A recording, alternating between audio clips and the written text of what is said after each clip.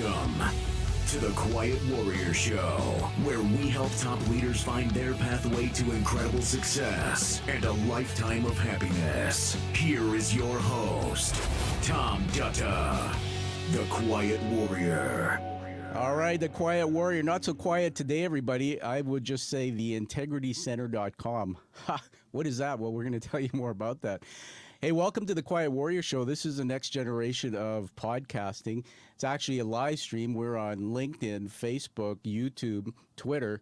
And do me a favor, give a like to my feeds, particularly the YouTube feed, so we can build the audience and honor our guest show today. What we're doing is taping live. We'll be releasing this as a podcast and as an international YouTube premiere. Lots of fun stuff that's ahead of us. So stay right till the very end, everybody. But I'm going to just tell you a bit about the guest. He's in the green room. I have to get ready to use the terminology today. His name's Jeremy Chapman, but I call him Doctor.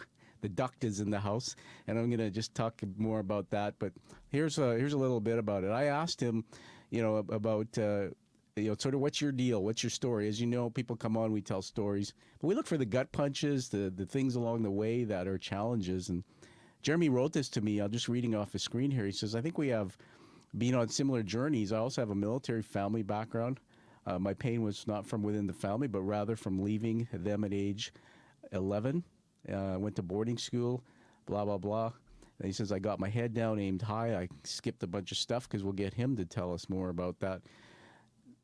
He is a research fellow with the UNESCO Futures Literacy Finance Chair at the École des Ponts Business School. I don't even know if I said that right. It's in Paris.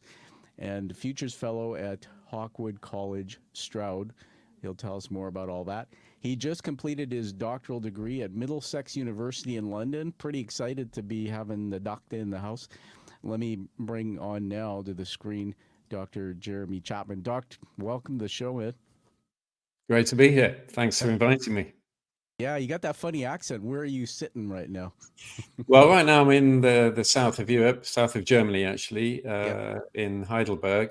I live between the UK and Germany. My wife's German. So the funny accent is an English one.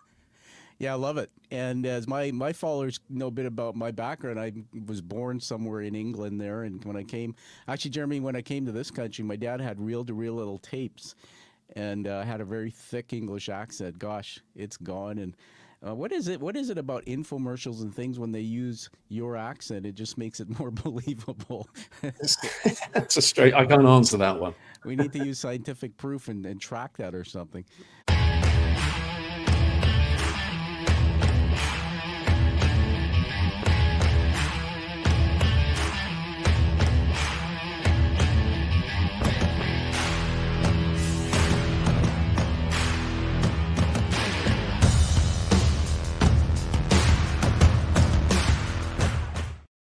Okay, welcome to Plato's Garden.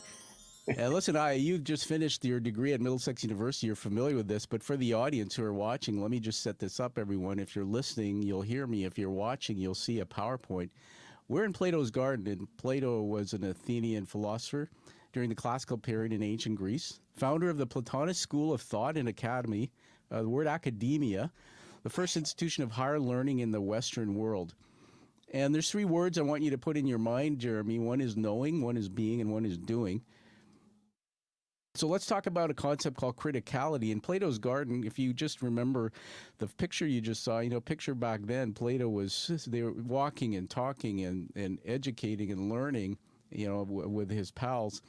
Criticality is to seek and facilitate a deeper engagement with the objects of knowledge. That was a quote from Plato. Being critical pulls different perspectives together, considers them in the light of various contexts and in the light of each other. When we do 360-degree criticality, we're building awareness of ourself in relation to others, like the society and cultural things, to ideas and to context. Criticality, as they call it, Jeremy, can be seen as a critical quality, nature, or state. So here we go. So why we go into Plato's Garden is the perfect place to start and tell your story. There's three questions on the screen there, and I think you're familiar with these, but for the audience, everybody, what we're looking at is really looking at the macro level, which is the world around Jeremy when he started his agency or creating his public work, which he'll tell us about. Mezzo, the second question is really about his industry, where what he was doing and what was going on in his industry. Micro is about the man. So, Jeremy, we're just going to jump all over the place here, but why don't we get into your story? Let's start by talking about question number one. If you can just read it out loud and then start there and just talk about what was kind of happening around you in the world and take us back where it all started as you began sort of forming the stuff that you do. Well, in terms of the macro of my thesis and my public work, so specific to that, this journey that you're also commencing, Tom, Yeah. I guess it started from, as you alluded to earlier, a military background. And I think what that did for me, I realize now, is gave me a certain independence very early on, because I left home at the age of 11. And that was quite a wrench. It's pretty tough. On the one hand, I figured it would be the best adventure ever. And then as soon as I saw my parents driving off in the car, I sort of crumbled into a big heap and thought, what on earth have I done? And I'll never forget that day. And yet, from that came the emergence of a stronger person who was certain in terms of what he wanted to do. And actually, from that hop and skip from education, it was getting out there in the world and, frankly, earning money. That's what I wanted to do. My father was a big advocate of this. You know what? You need to get out there, get your head down, get a job and earn some money, and then earn more money. And actually, I really wanted to do that. And that's where it all started. That's amazing. So listen, everybody, we're just going to honor you, Jerry. I mean, telling us at age 11 that you kind of you left home, that's a big step. It's showing some vulnerability there. Let me just riff on that with you. So a little bit about your dad. What did your mom and dad, what was their professions, or were they both working and you were 11 at the time? You were living in England? Yeah, so my the same as your background. My dad was in the military. He was in the Royal Air Force, and I was born in Singapore. Then we moved back to the UK, and then in my formative years, we were actually out in Germany for nearly 5 years. Yeah. And because he was moving around quite a bit, a lot of my contemporaries at the time were going to boarding school. They had to go to boarding school, but actually I didn't, because my parents were then settled in Lincoln, but it was my choice to go. And I figured, you know what, it's time to go. I'm going to push out and get on with it. What was going on in the world right then, in the UK and internationally, it was the Falklands War. So we transitioned into that. As I was at boarding school, my dad went down after the war had finished to build the military presence there on the Falkland Islands. Yeah. And in government, we had Mrs. Thatcher, Margaret Thatcher, who was very much the wanton capitalist. They call her the Iron Lady, I think, right? Yeah, very much the Iron Lady, built on foundations of what happened really with the Falklands War as well, where it sort of galvanized the country at the time. But she was very much for empowering individuals to get out there, get off their backsides, in her words, and get out to work. And she encouraged that. And actually, for me, that was a fairly big thing. I mean, it was a little bit blinkered, I think, the vision in terms of the wider narrative of what that all meant. But to me at the time, it was a big encourager.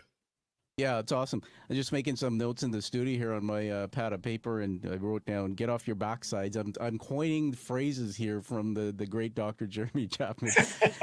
You'll learn a lot from me, Tom. Absolutely, I already am, man. The thing is that so if we play it back, everyone, here's a man whose father was in the military, and you had to go to boarding school, but dad had this thing, get out there, make money. And then Thatcher was in power in the world, and she was like, "Get off your backside, go work and make some money." It's kind of interesting, that parallel. Well, what was happening with your mom back then? Was she working or? Yeah, my mum was and is the best mother, Yeah, and she was very much focused on me and my younger brother. yeah, So for her, undoubtedly as well, it was a big wrench to allow me to leave home. absolutely. But at that time, she was very much looking after us, and as because my brother then followed me to boarding school, albeit to a different one. And then my mum returned to work actually, and she ended up working at a university and only retired a few years ago. I mean, she's 80 now, and she was Wow. working into her 70s. So yeah, Well, we're gonna honor your mom here. 80 years old. Give her a little bit of applause. That's fantastic. You know, sure, right. my mom's in her 80s. You know, health isn't that great, but I'll tell you, Jeremy, with the longevity, and I spent 7 or 8 years in the insurance industry as a CEO of a insurance company. You get to see all those tables, you know, actuarial tables, life expectancy. Things have changed, man. We were talking about that the other day, my wife and I, Mm, that when you retire at 65, some people retire at 65, and you live till 90, you got to find 25 years of stuff to do. So let's maybe let's just take off on that point. I'll put back on the screen here the Plato's Garden questions. Where do you want to dive into? Let's dive into the mezzo. So we understand a little bit about your early days, what was going on in the world, Margaret Thatcher, the Falklands. What about industry? So get us into that part of your story. I think you wanted to make money. I read your note to me, and you said you thought it was what you needed to do. But talk about that. So you're 11, and then eventually you get into some type of work in industry. Just take us through that journey. sure. Well, one thing you don't know about me is that I didn't go to university. At the age of 18, I finished my A levels. These are the entry exams for university, and I had a place in London. Yeah, But actually, I decided not to bother doing that. It was a business studies degree, and instead, I got a job with a life assurance company in Cambridge. So jumped off the metaphorical bus that was traveling to London, as yeah, it were, and started working in Cambridge instead. And thought, well, I don't. I left. I've lived away from home for years anyway. Why do I need to do a degree? I'm going to start working. So that's where it all started. and Um, were you single at the time? yeah, sure, Yeah, sure. So I was 18, 19, yeah, and I remember quite vividly months after starting this job in the office, seeing the guys come in, the sales guys in their nice suits and seemed to be really popular with their company cars. There was me sat, anchored to a desk, and I thought, you know what, I do not want to do this. I want to do what these guys are doing. And that's where it then all started. I'd mapped out uh, what I wanted to do. Ahead of that, actually, I was toying with the idea of joining the Air Force, doing what my dad did, but not. He was in engineering. yeah, I wanted to be a pilot, but mm, I think the more I moved towards commerce, the more I realized I don't like being constrained. And yeah. the military ideology of following orders. I've always felt a need to be free, and if I'm restricted by rules that I don't necessarily agree with, that's a little bit problematic for me. Yeah. Um, Let me just jump in there and riff on that with you. So it's interesting because I was reflecting on the fact that you're 19, man, and I study neuroscience. It's part of my interest. Many of my followers know I fell on my head in 2018 in a bathtub. I mm, was doing a 2-day ride for cancer on my bike, and happened to have a shower. Fell on my head, broke my fall, and literally almost killed myself. So wow. I broke my brain. I still have double vision and some light sensitivity. It's called photophobia. But man, I went through depression. I had to fix my gait, my walk. My speech was latent. I started learning about the power of the brain. And one of the things that it was so obvious, Jeremy, I'd like to get your perspective when I give it back to you, but we don't we don't actually become adults until the age of 25, which means the prefrontal cortex, which allows you to pause and say, I don't think I'm going to go to university. I think I'm going to do this. I think I'm going to do that. At that age, we just don't have the capacity. with that frontal lobe to really rationalize and do critical thinking. So, like many, I'm fascinated by your story. I love your stories. You basically followed your gut, followed your emotions, went into this insurance. I wrote a note on my paper here. Glenn Gary Ross. Did you ever see that movie? Yeah, for sure I did. That was just, God. and that's how it was in my business Yeah. for sure at the beginning, and how it's evolved. Yeah. I've been tethered to. I wear different hats, but Yeah. they're all tied together, I Yeah. suppose, with this word integrity, which we'll talk about later. But I'm still within the financial services industry. I have a closed book of clients I look after. I consider them as friends now. But the evolution of the industry from Glengarry Glen Ross type Yeah. mentality through to where we are today, which is very heavily regulated, they're poles apart. It's like day and night. Absolutely. And thinking back to that movie, though, and just thinking about at your age and being in maybe even like a sweatshop type environment, and then you don't like rules. Gosh, I can see, I can already feel you in that story and the rebellious you. My background, as you know, was I spent a third of my career in banking. So in Canada, you're most likely familiar with the landscape here, even if you don't work here. I grew up. My first job didn't go to university. Same thing. My story was a little bit different. Dad was a drunk and in the military, but he left home, and I was forced to really go out and find mentors, guys like you, to learn from. Went in and got a job as a teller. I remember back then there was no computers, so here I am. We're playing Monopoly money in this training center. Back then there was segregation. Everything was separate. So banks were savings and loans primarily. Wealth management under the charter, the Bank Act. You couldn't get into that business. Had to be a wall between it. Today, it's like a will and estate planning and wealth management services and financial planning. It's all under this big umbrella. So I'm really honored to have you on the show. When we get into integrity and things, be interesting if you talk to us about that in the context of your industry too. So let's pick it up again. Everybody, just telling you here, we're with Dr. Jeremy Chapman. He's with us from Germany. He lives a little bit in Germany, has a home in the UK. And today's show is all about, well, the word integrity. We're in Plato's Garden. And in Plato's Garden, we're talking about the macro, the meso, and the micro. We're connecting the dots, doing all this critical thinking. So, Jeremy, you've told us about your story and as a child, young guy going up into industry. Now we're at that point where you took us into the insurance industry, and there you were, and you wanted to do something else. Get into now that next chapter of the story. They call it your agency, I think. Basically, this is the beginning of starting something in the world, and I'm always fascinated with the hero's journey narrative, why people wake up and say, you know what, I'm tired of all this pain and all this frustration in my life, or whatever the reason is. It triggers them to go out and do something to make an impact in the world. So take us into that. Sure. I think it started from, as I already mentioned, seeing the guys coming in with their company cars and the suits, and I wanted a bit of that, and I was very impatient to get going in that respect, and ended up meandering around to get the job I wanted to get, and eventually got into sales, and and I was attached to actually the estate agency arm of the insurance company at the time. Yeah. And within a couple of years, I was the top sales guy. And that sort of ran its course when I was in my mid-20s.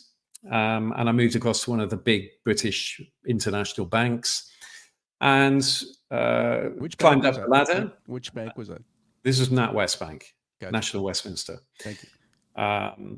And it was there that I really established what I wanted to do, and that was to advise private clients, specialize in investments, and I met my still business partner at NatWest Bank, and we set up on our own now 24 years ago. In fact, wow. The year 2000.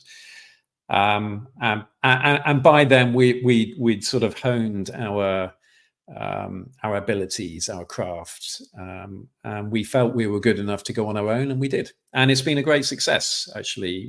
That's We've wonderful. Can you get into just briefly that your partner, if you're comfortable mentioning names, it doesn't matter. But I'm always curious what makes people successful in business working together. It's not that easy working with someone else. There's trust has to be built. But how did you guys meet, or Herb, and what's the background on that? Well, we met at the bank, and we got on well socially and business-wise. We did the same. We had a similar approach, and we agreed at outset the terms of business. So it wasn't this sort of euphoric commencement of an entity. We sort of laid down the rules, and that was that we would have our business, but because we were very much in sales at the beginning. Yeah. That we wouldn't just pool resources. What he earned, he kept. What I earned, I kept. And it was almost a marriage of convenience, which worked very well and generally still works well today, because there's almost a firewall in as much as we're not desperately relying on each other. Yeah. To feed ourselves. We're independent under that one umbrella. And I think that sort of confidence to do it that way was a really important factor. Congratulations on that. I wrote some email website addresses down here when I was doing research on you. What are we talking about now? There's like money.co, there's honestly.co, there's VC. Which one would be relevant to mention? I'm a prolific website holder, designer. Yeah, so the core business is Sycamore Alliance, which is a limited company in the UK, and this is the core business of ours. And from that, I have other interests and entities, but that's my core wealth management business, which, as I've said, still exists. Has actually been this was the main public work. So for your audience.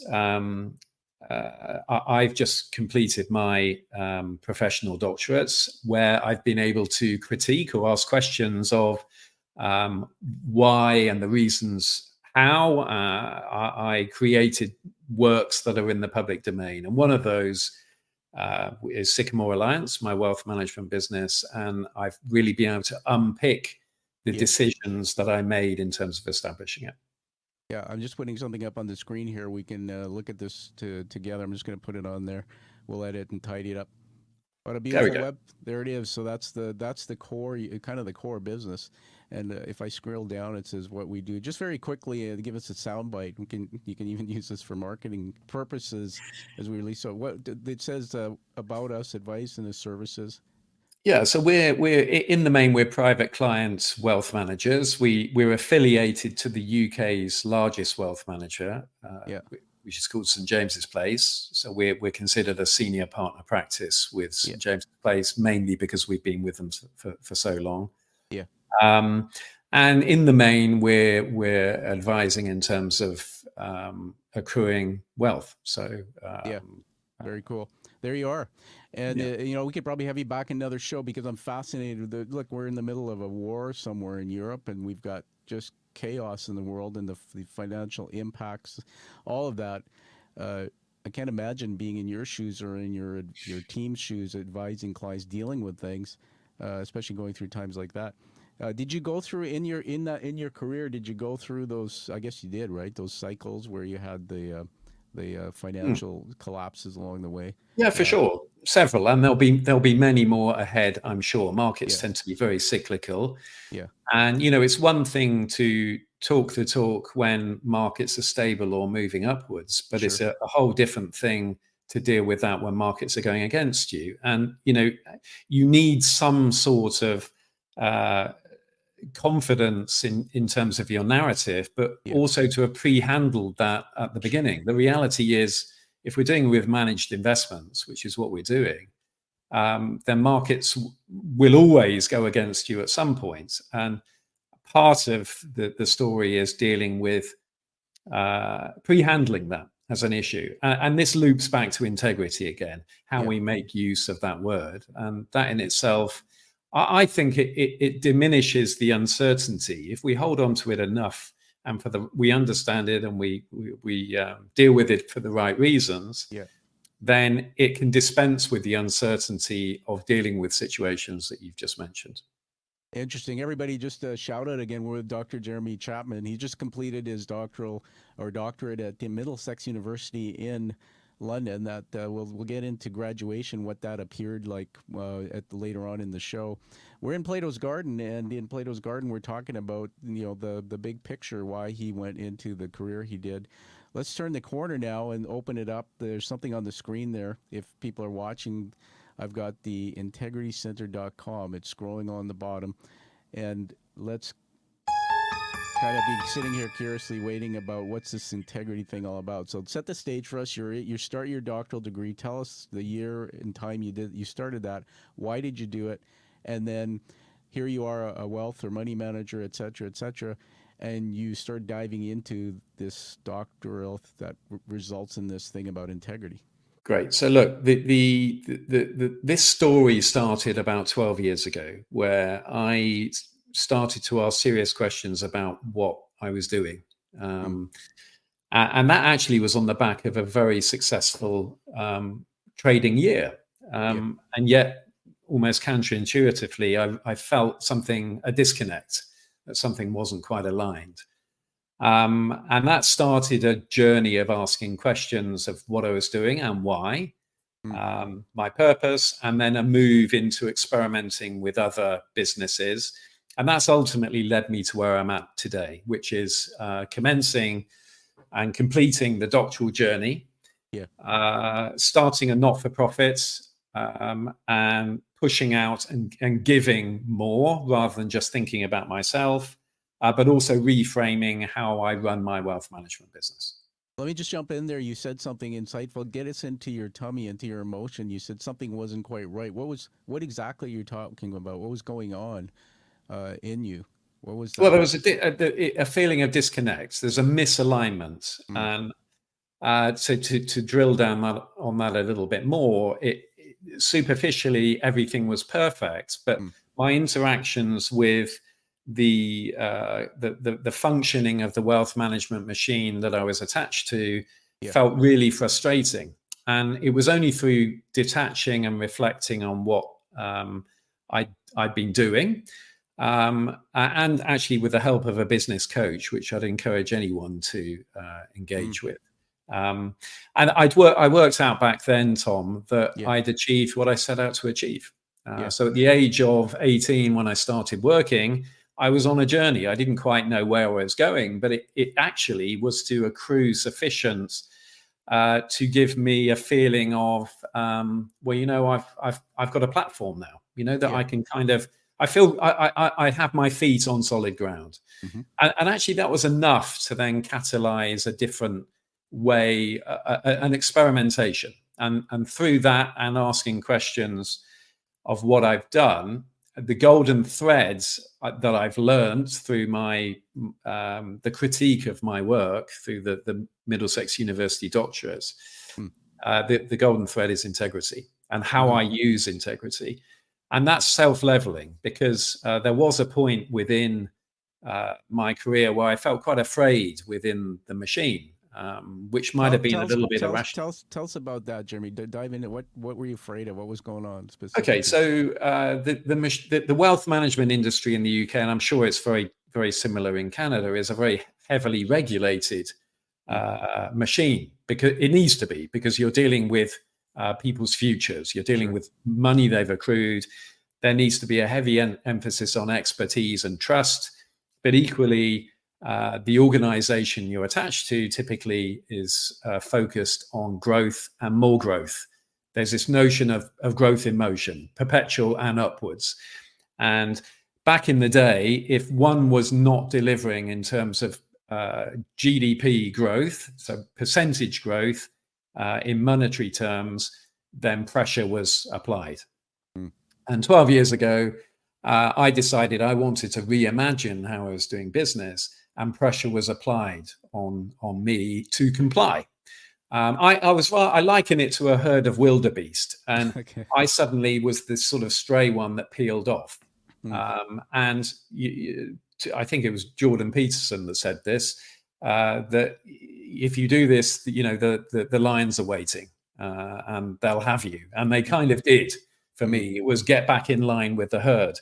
But actually, since then, things have evolved considerably in terms of how we do business, a more inclusive, responsible mindset.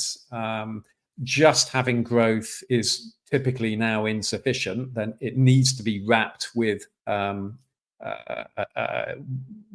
my case, integrity, but many would call this ethics. And we'll get onto that in a minute.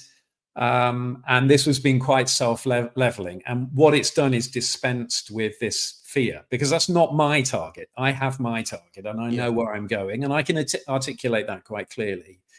It was the machine that was applying pressure, and the machine didn't really understand what I was doing.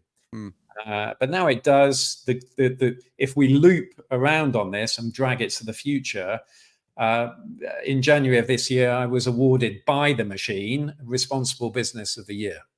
Oh, right. So That's fantastic. there's been a change of mindset. Thanks. That's And that tells me that we're moving in the right direction. Absolutely. You're a very humble man. That's quite an accomplishment. I just want to see if I can put something on the screen here to share so we can show you this. I did a little digging and I found this cool picture. There we go. Well, I know the audience who's listening can't see the picture, but describe what's happening in that picture. Well, I look rather like a frightened rabbit because I was totally unexpecting this. I was asked to attend a symposium run by St. James's Place, and I really was struggling to make it because of some academic commitments. And they kept pushing and said, Jeremy, you should really come along. It's really important. Okay, I'll come along. And I sat there at the front, not thinking of other things, when the presentation of the award came about. And Maria, who you and I can see on the screen, was talking about this really interesting sounding chap. I thought, well, wow, I've got a lot in common with this guy. And then all of a sudden I realized it was me, and I really couldn't believe it. I'm really grateful to receive the award, and it means a lot, actually, and particularly given my journey with them. It's really nice to be recognized. Now, who's that lady again that's there? Is she from? So that's Maria Spooner. So she heads up the responsible business team Gotcha. at St. James's Place. And I work quite closely with them. They're very open-minded. This is now a major pillar of St. James's Place, who are the largest wealth manager in the UK. And they're absolutely determined to push in this direction and do the right thing and ask questions of what they've done and where they're going. And the regulator actually in the UK, the Financial Conduct Authority, their number one principle for business is integrity. And interestingly, this is my area of deeper interest and research. And St. James's Place are very much engaging with this now, which is really great to see. Well, everybody, we're here celebrating an honor, actually. Dr. Jeremy Chapman, we're with him, and he's just holding an award there. Again, what was the award called? So that's the Responsible Business of the Year award. Responsible Business of the Year. Congratulations. We'll put up some fireworks there to just get a little excited. I've got a comment that came in on the chat. We're live, and people are watching us in different platforms. Let me see what I can... Okay, somebody just said, hi, how are you? Give us something substantive. Ask the question. I'll post it in the chat. Whoever sent that, thank you very much for engaging. So, Jeremy, going back to let's just add this here, the Integrity Center. You talked about bringing integrity and this whole thing behind your doctoral. Paint the picture a little bit broader. What exactly does this mean? So it means personally to me everything. But in terms of how it came about, it was a realization through my doctoral research that it's a word, as you're seeing on the website there, it's a word that we're all familiar with, but we hold it quite lightly. And I mentioned this on the websites. So what does that mean? It means we all feel we know what it means. But it's actually quite complicated in as much as in our minds, integrity is sort of connected to ethics and principles and morals, and rightly so. But there are significant differences. And it was only through having a deeper dive into my public work and researching and reading numerous academic papers that I realized the golden thread, as I've mentioned before, for me is this word integrity. So what do I mean by that? Yeah. Well, it starts with values.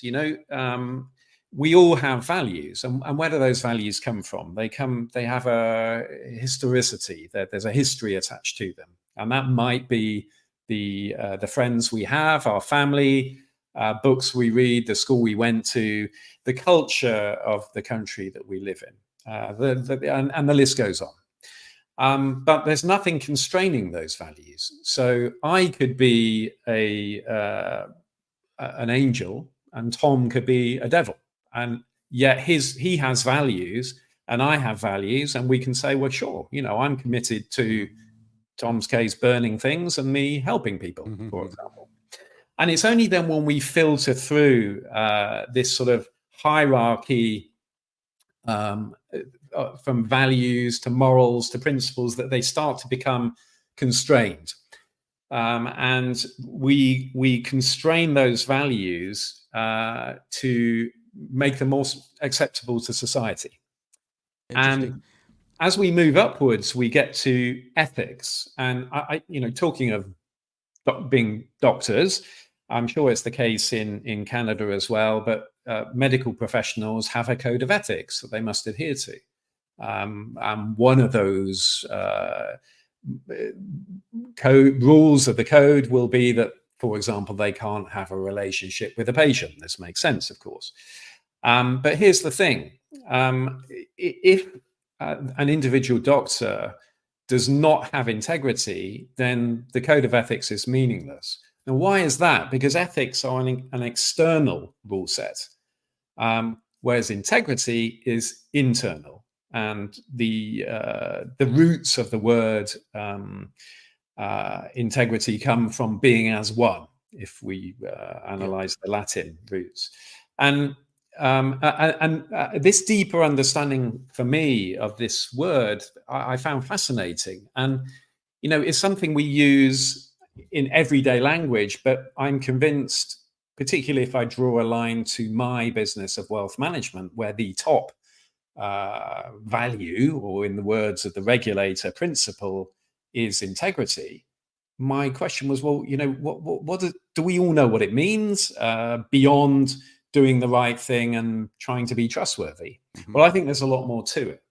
And very simply put, it means that because integrity is something that's internal, we make a deal with ourselves to commit to doing it. And that's not an easy thing. And it's not suggesting that it's perfection.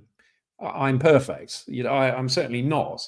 Yep. But I'm holding myself to account. And, what do I mean by that? I mean that I'm asking questions of all the decisions I mean. And back to this sort of being as one, it means, and I draw some lines back to the wealth management industry, and we could probably say this with every industry, that we project a certain persona professionally, and that persona might be quite different from the person that arrives at home at 7 o'clock in the evening, or that goes out with his or her friends at 9 o'clock in the evening to a bar.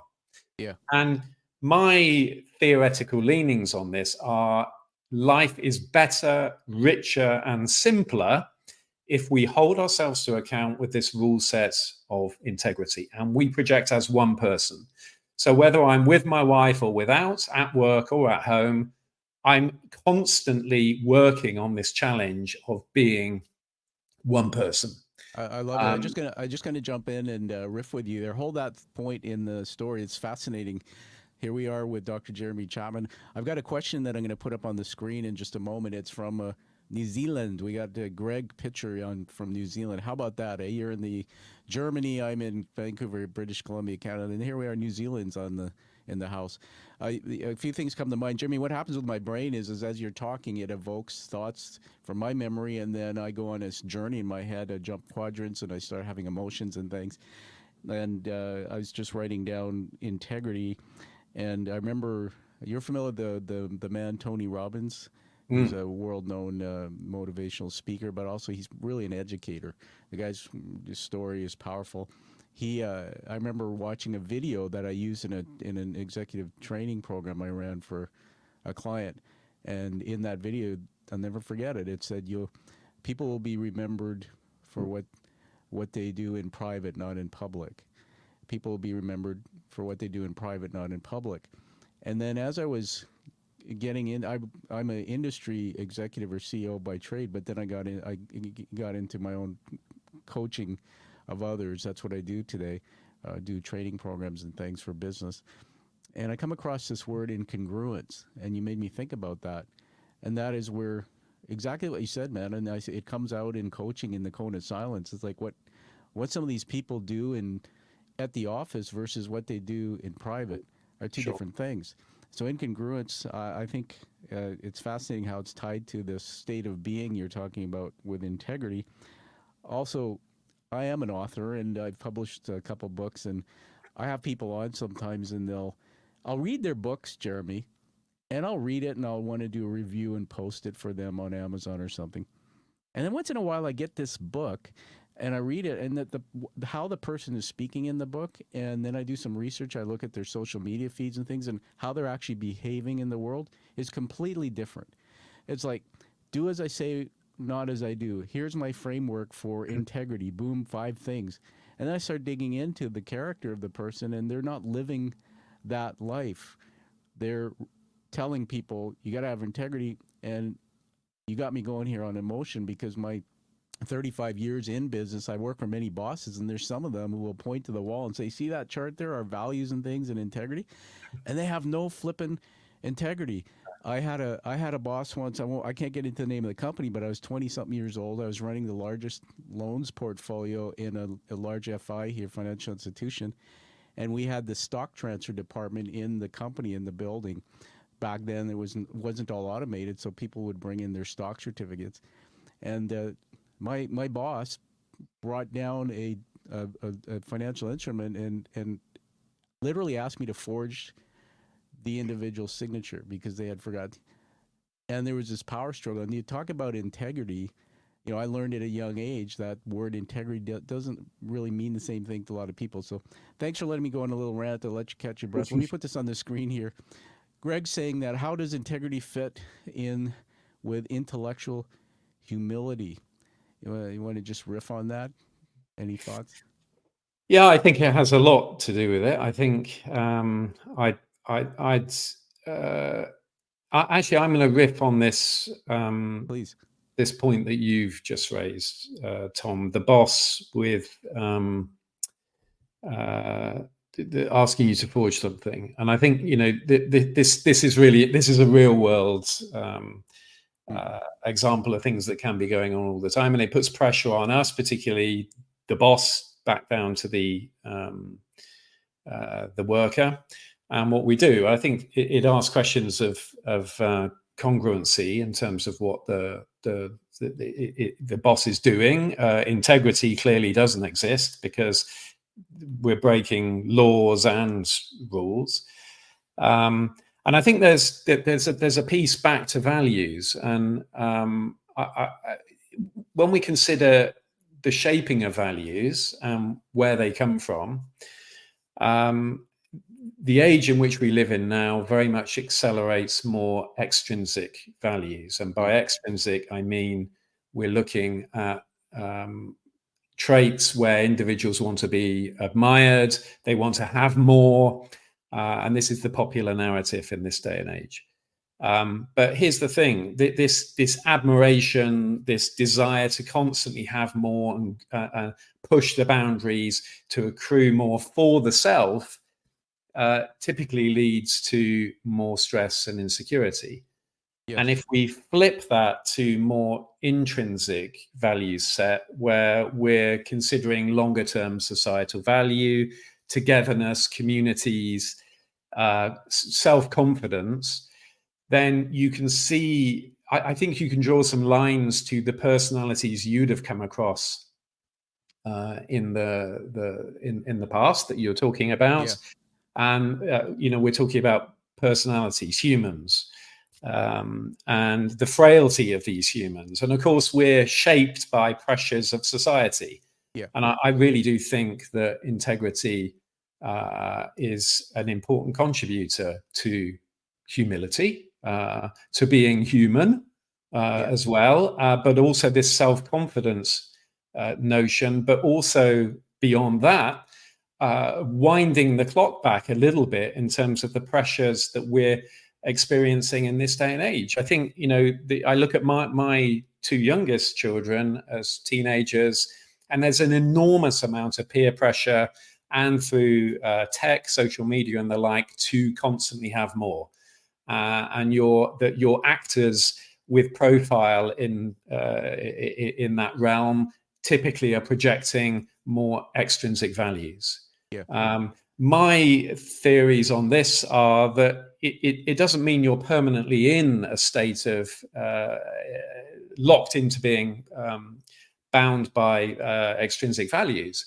And one way to shift that value set is through a deeper understanding of what integrity actually means, how you find it, and then how you hold on to it. And I don't have all the answers, but this is one way to ask questions of our existence. And I think it does feed to a strength of agency. A certain simmering self-confidence can bubble up by your certainty that you are doing the right thing. And you're doing the right thing because you're holding yourself to account. Well, that's amazing. And I want to just give a little thank you for Greg there. A little applause for his question. And you tied together integrity and the word humility, which I really love. I actually like the depth of your thinking. And I think the word integrity now, I'm going to go away from this and everybody come back and rewatch this. And there's so much wisdom and information that you're hearing here. I think this makes this is going to have a lot of people turning their guts inside out when we think about what you're telling us.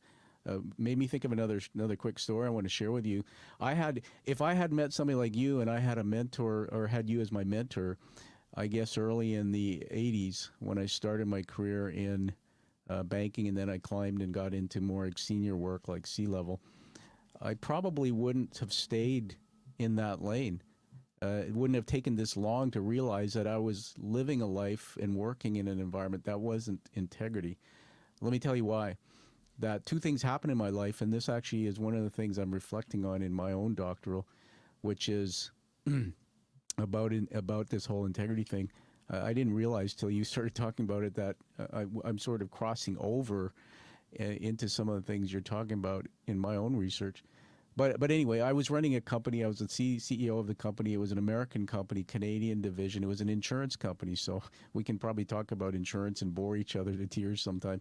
But it was life and health insurance. And there was this initiative where the Canadian company was making money. The American company was actually on this, what they call operational efficiency drive to look at costs, I think financial pressures. And this was an $8 billion company globally.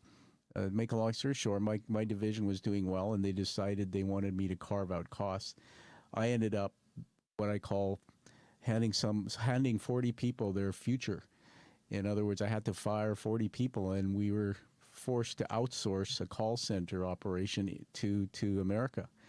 And one thing that happened, and this was just around Christmas, is there was somebody in my own business unit that I didn't listen to enough. So I had a boss who was pushing hard on me and putting a lot of pressure on me. And it's funny, Jeremy, because when you start thinking about integrity and making tough decisions to keep integrity, here I am. My daughter's born. Anna and I are now married 28 years. But back then it was that the timing would have been my first year of marriage. We've got a big mortgage, and like you said, which was brilliant.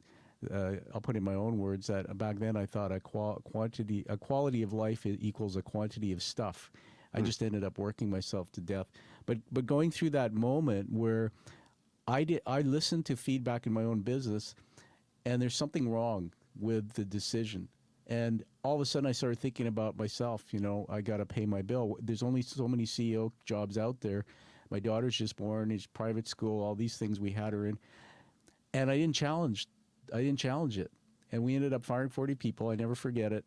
Just before Christmas, one woman was young. She had a baby, and I was horrified. I didn't sleep for a week, and the 2-3 weeks after, it all fell apart. What happened was it was proved that outsourcing this center wasn't the right decision. In fact, they weren't ready to take it on because the processes weren't in place. That's story number one. Story number two is, seeing that we're talking about financial services, is I about 15, 17 years ago, it's long behind us. My wife and I were doing well. She's a banker and I was a CEO.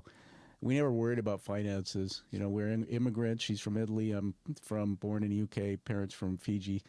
And we got caught in a Ponzi scheme. Woke up one day and lost everything, like completely, all our financial assets gone. We had to rebuild. And I never forget that the people who introduced us to that concept were actually a couple of seniors who lived kitty corner from our house, who invited us to a presentation one night.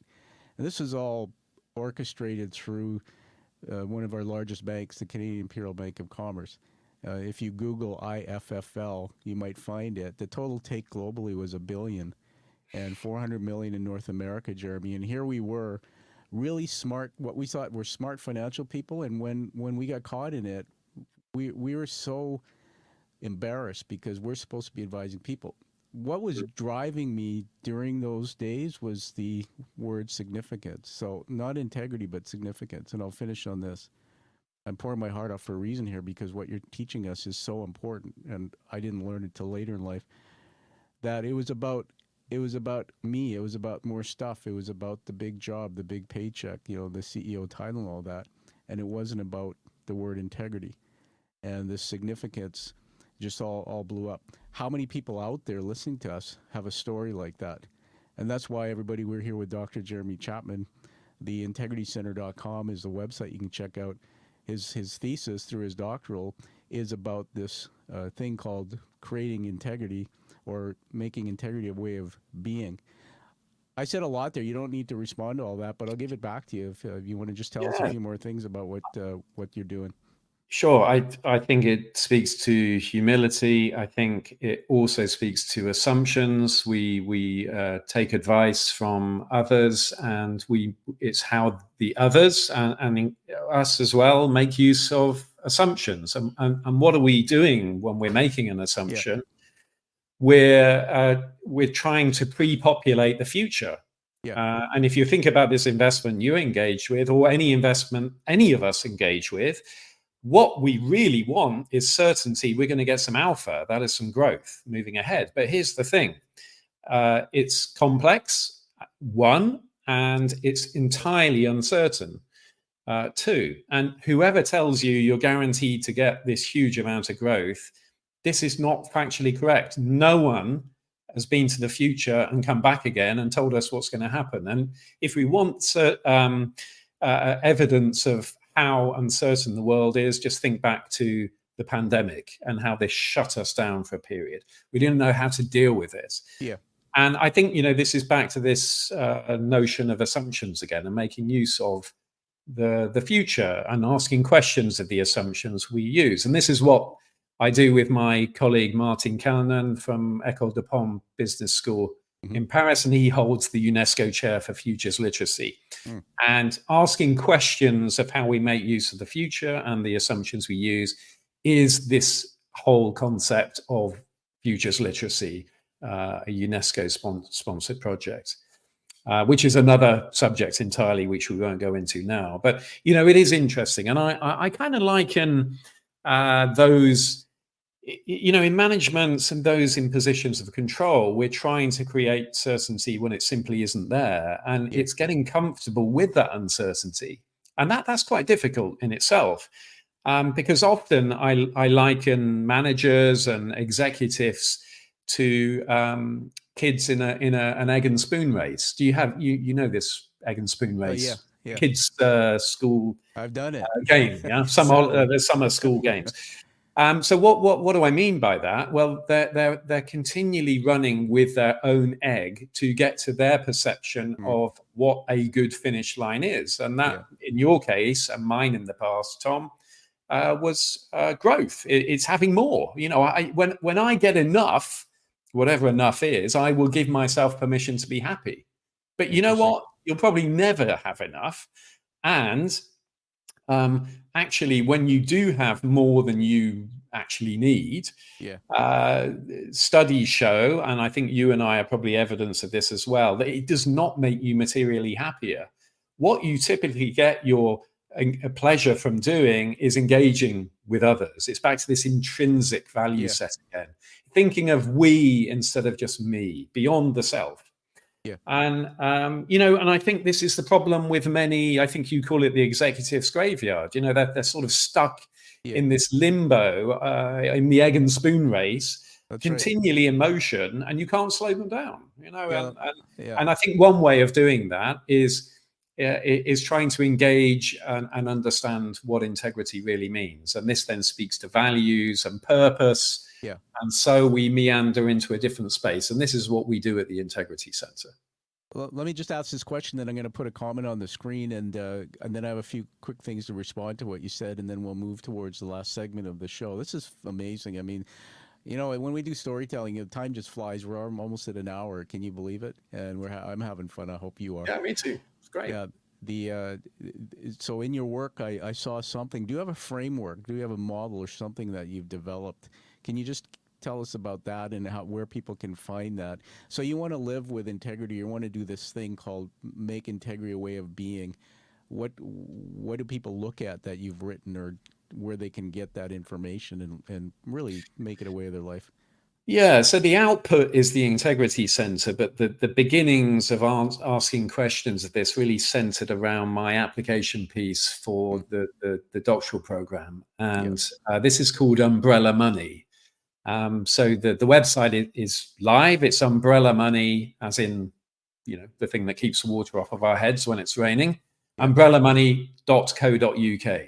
I see. And within there is an articulation of a framework. So Umbrella Money was my application piece, but it's an articulation of how I found balance in life. And I articulate this as an umbrella, which if you view the website, you'll see, and there are different segments of this umbrella. So if you scroll down to the bottom, you'll see a couple of pictographs. And it's probably a bit higher than that. You'll see that in a minute. But anyway, so in there, this is about finding balance in life. And part of that finding balance, in my case, was very much an understanding, an articulation of, and a commitment to integrity. I see. There are other segments to this as well. And again, without going too far off piste, here we go. So part of this is asking questions of our values and purpose. And this feeds to the notion of integrity. It's about balance in life in terms of carving out enough time for the self. And you spoke about this earlier, Tom. You know, often the error we make in life is we tether ourselves too tightly to the machinations of business. And I think it's really important that we create time for ourselves. We think that this is not just doing social things, but actually looking after the greatest machines we'll ever own. And that means you actually get physically active, you go for a run, a bike ride, whatever. And, you know, I made a commitment 12 years ago that my fitness would be in my schedule on business time. So it's always during the day. And I've always adhered to that.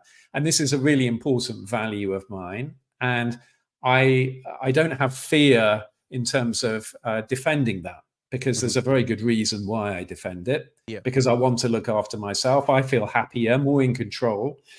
And therefore, I'm really happy to explain that I'm shifting business appointments around that. That's priority, as is family time.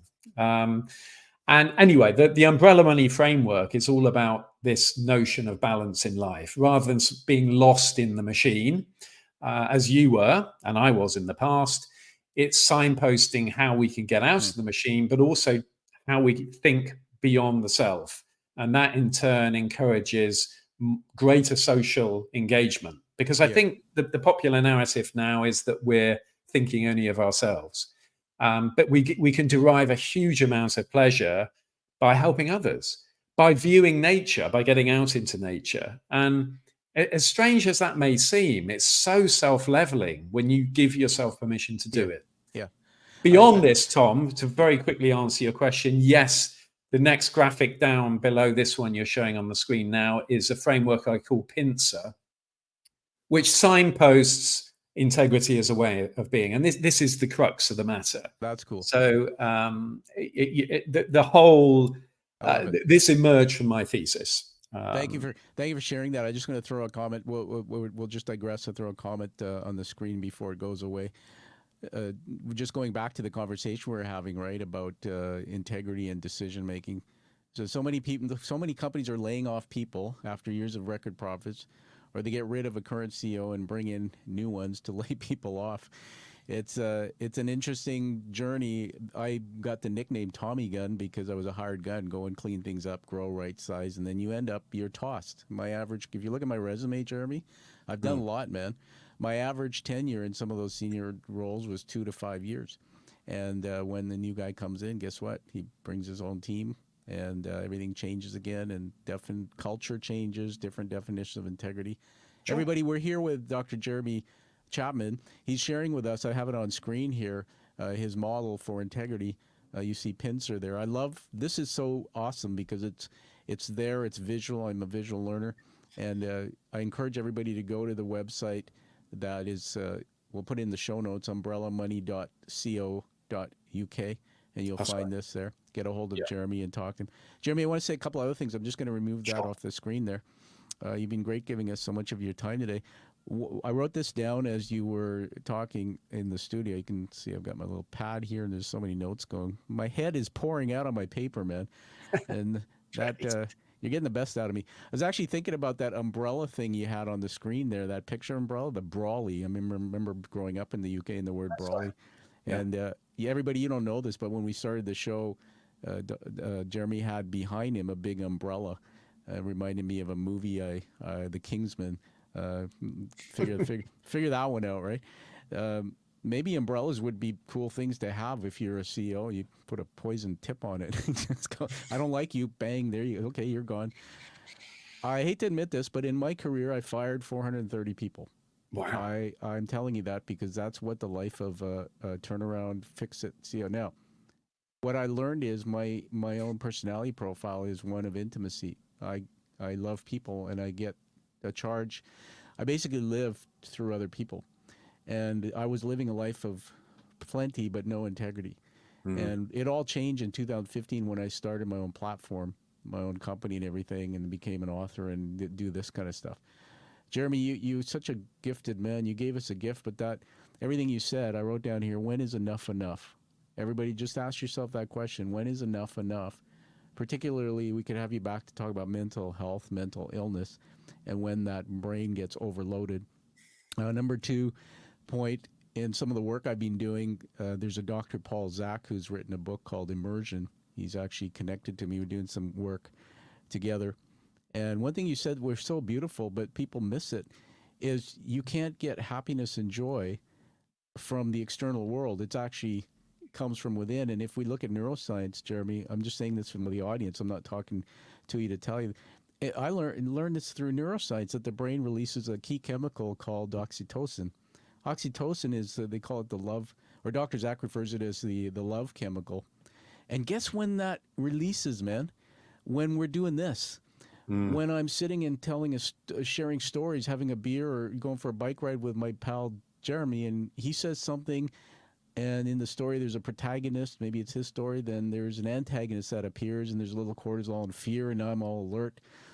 And then he gives me hope. He says, look at this thing, Pincer, and this is how I changed my life. I'm teaching people to give back and have integrity and be happier. Now there's this feeling of hope, and guess what? Oxytocin's flowing. All of a sudden, I'm feeling happy and joy. And as you said, you nailed it. I was trying for so long to try and get happiness and joy from material things, from everything I just told you about. And I think people listening to the show will probably be nodding. So, yeah, that's absolutely true. Mm. It happens within. Tell me what you think about that. Happiness Yeah, comes from within. I think that's a really powerful thing. And hope is a really great word, because no matter where you're at and what you're doing, there's always hope. Yeah, And do look at the Umbrella Money sites, because there's a story that's told. And I'm really happy for your listeners to reach out to me. mm, But here's the thing: if we hang our hats on this notion of integrity, I really see there being three big wins for the individual.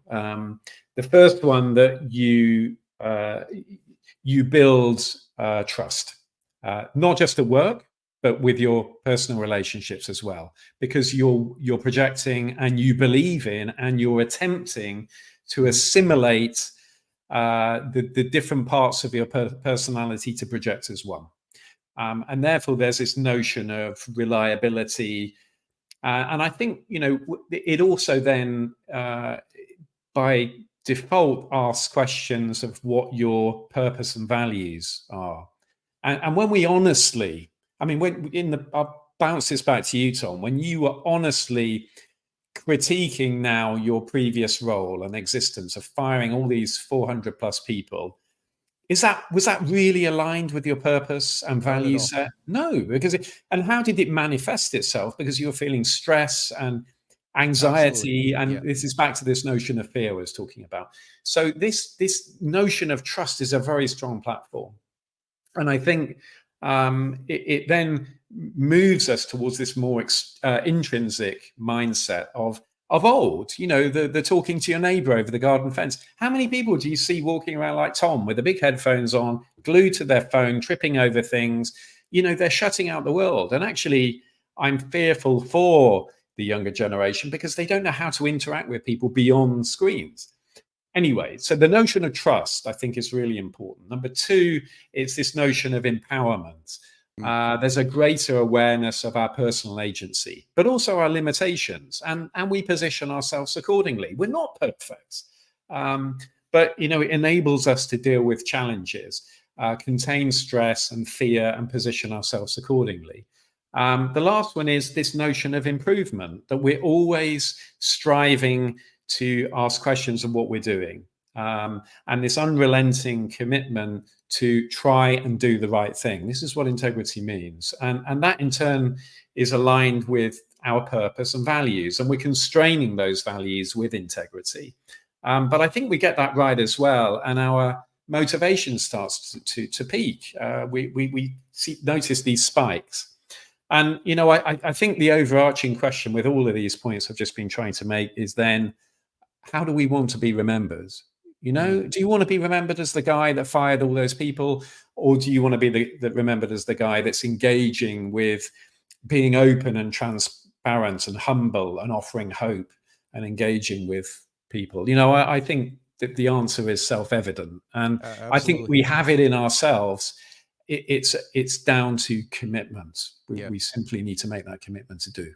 That's amazing. Everybody, there again, we have on the screen. If you're looking, the award Jeremy just won was Business Entrepreneur of the Year, something to that effect. Responsible Business of the Year. Responsible Business of the Year. That is a great award to have on your resume and on your bio, sir.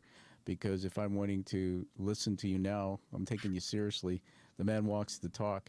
The going back to that thing about firing people, I want to make sure that people don't think I'm that kind of a bad dude. But thinking about what you said, Jeremy, that's interesting because somebody has to do that work. And Sure. another story, which I could get into in more detail, which I won't. But I was with a company, it was a large telecom, and the guy who came from the UK actually was hired as a CEO to run it, and they merged it and got into data, internet, cell phones, all this. After spending money like drunken sailors, the stock price of the company fell from $40 to something like $6, and they ended up firing 5,000 people. And I was part of a SWAT team that had to go across the enterprise. Here's the thing about what you just taught us. Tell me what you think. When I look at those diagrams, and it's a beautiful website, everybody, Umbrella Money, go check it out. When I look at what you created with your thesis from your doctoral, that when I think back about those instances, even the one where I talk about the call center, if I do critical thinking or I do what you said and connect the dots, I think Tim Ingold, who I'm reading now, which I know you know a little bit about, Tim Ingold is an anthropologist and academic guy, everybody. You start connecting all these dots and you start seeing a very different picture. So when I look back at those situations, if I had connected the dots, I probably would have discovered, why are we having to terminate 40 people? And let's re-engineer and let's look back at some of the things that went wrong. And the part about integrity, somebody asked me that. They said, would you do it again? And my thing now is that based on, I've learned a lot from you today, based on the wisdom, I say you fail, you make mistakes, you go through hardship. I'm a faith-based man, so the Lord, Jesus Christ, my Lord, came in my life and put me through some hardships to learn something. And then you come back after that, you're stronger, but you use that wisdom and knowledge. And so after going through what I went through with that call center situation, Jeremy, I'm a stronger man, I'm smarter, I'm tougher. And now if I was in that situation again, I would handle it differently and we would probably have a different outcome. And so for me, integrity would be to tell you today and my listeners that if somebody hired me again to do that exact same job, I would. With integrity, I'll tell you I would go in, because this time I can create a better outcome and share with the world, give back to the world and share my wisdom and knowledge and my level of integrity, which is, no, we're not going to fire 40 people. We're going to inherently look at fixing what's broken and take a different approach. And if you don't like that, you can fire me. I seriously would put myself out there. I would never have done that before without listening to you and what I learned today. Let me go back now and just get into the last segment of the show. This has been just awesome. We're over an hour now, and so it's going to be a great production that we're going to have. Did you know you're getting an award today? I didn't. No. Oh, you do now. Great tell. Cat's out of the bag. So I've just put on the screen there another camera view. So you're being inducted into what's called the Quiet Warrior community.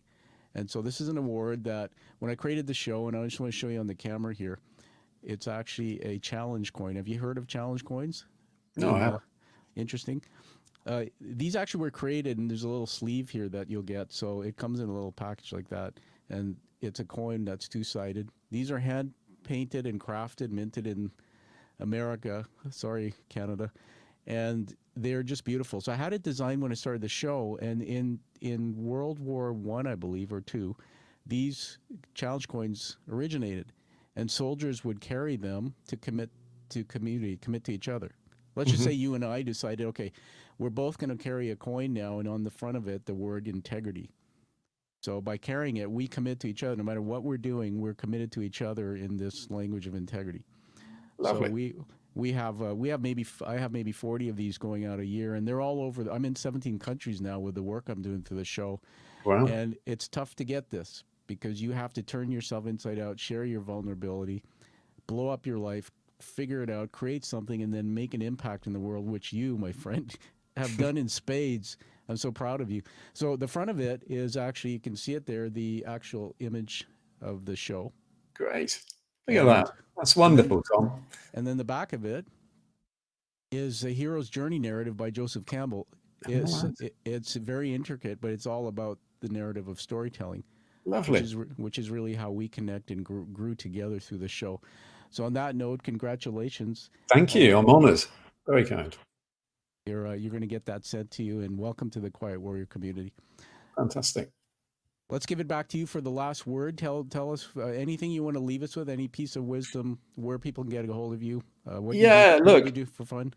It's been great to be with you for the past hour. I life's a journey. I think we learn from our mistakes for sure. We got to dust ourselves down and reflect on what we've done, make sense of it, and recycle that. But I really do think an entry point, a starting point, is a deeper understanding of integrity. So please do check out the integritycenter.com. Be very happy to hear from you. And, Tom, it's been a great pleasure. So thanks for inviting me. Oh, it's been fantastic. We just put another message up there. We got this cool little chat going on with the New Zealand guy. And he just said there on the screen, congratulations, Dr. Jeremy Chapman. That's kind of you. Thank you. Just fantastic that your voice is now out there. Let me just get this off the screen. And so everybody find that true passion and purpose, like you've seen Jeremy do. Live life with integrity. And the 4 words that I'll leave to honor you, my friend, these are leadership words. I write them down. They're not scripted. They come from the conversation. Number 1, integrity. Number 2, humility. Number 3, clarity. Number 4, wisdom. And so we'll see you again on the Quiet Warrior Show, everybody. And thank you, Jeremy, for being here. We're connected for life now as fellow Quiet Warriors. Fantastic. All right. Thank you for listening to the Quiet Warrior Show. Create is a motive-based leadership development firm. www.kreat.ca